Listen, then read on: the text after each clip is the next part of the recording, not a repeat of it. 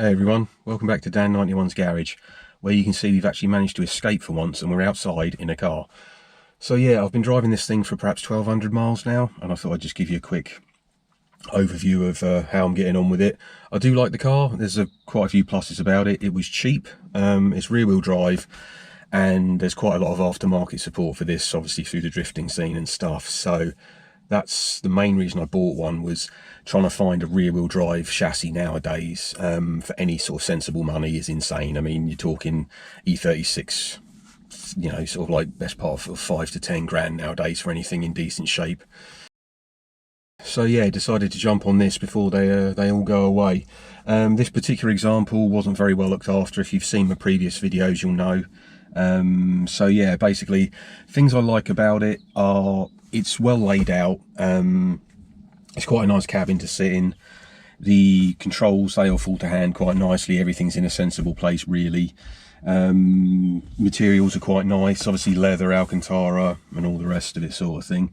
Things I don't like, the chrome gear knob, that sucks. Never liked chrome gear shift knobs or handbrake sort of handles on them, because at the end of the day they're freezing cold in the winter and absolutely roasting hot in the summer. So I'll be changing that to something leather.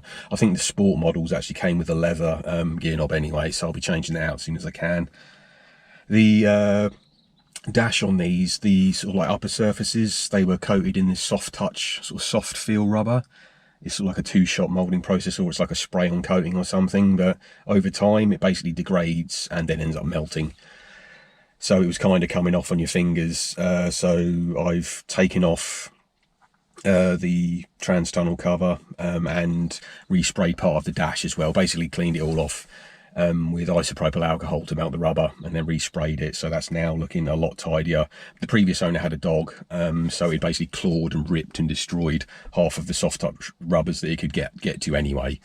Let alone the fact they sort of go soft and gooey and end up peeling off. So yeah, the seats, although they're not particularly supportive, they are a bit too stiff. I know they had to strike a compromise between sporty and luxury, but I think these are a bit on the stiff side, and the lumbar sticks out a bit too far. Not sold on the clocks either. The whole sort of chronograph layout is a bit complicated for me, and instead of having like a miles per galvanometer and the voltage display, I'd rather have like oil pressure and oil temp. But again, luxury car, not race car. So yeah, generally speaking, all good fun.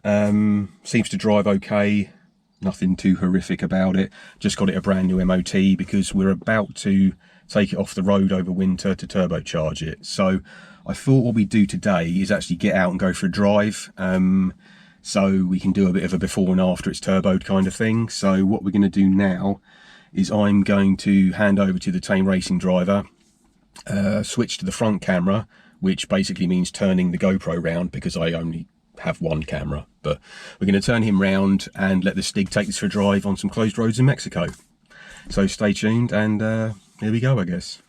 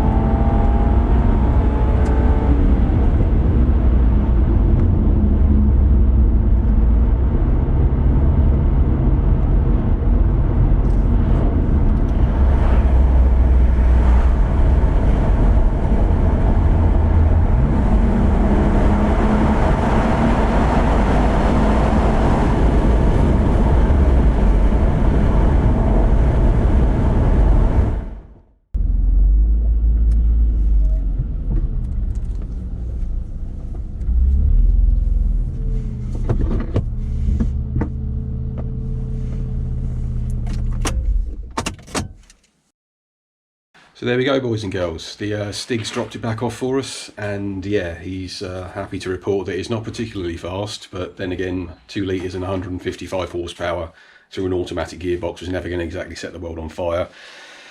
Again, it was never really meant to do that. If you wanted it to be fast, you really should have gone for the IS200 kind of thing, but we can improve that with some boost. So dynamically, it's also a good compromise between sort of soft and sporty. Again, it's not an all-out sort of B-road blaster. Think of this particular one being, as it's an auto, it's going to be more of a sort of like a GT car, but it needs a bit more muscle. So, you know, a bit of a cruiser, but it just needs a bit more go to it. So we're going to do some suspension mods really just to try and stiffen it up a little bit, because you're either, with the autos, you're either full on the throttle or full on the brakes kind of thing. If you're anywhere in between that, it's kind of a bit wallowy and doesn't really have the sort of connection from the drive line that you sort of like need to feel safe when you're blasting around the B roads. Yeah, get it out on some open bends, and definitely in a straight line with the extra 100 or so horsepower we'll be aiming for. Yeah, should be a lot more fun. So there we go.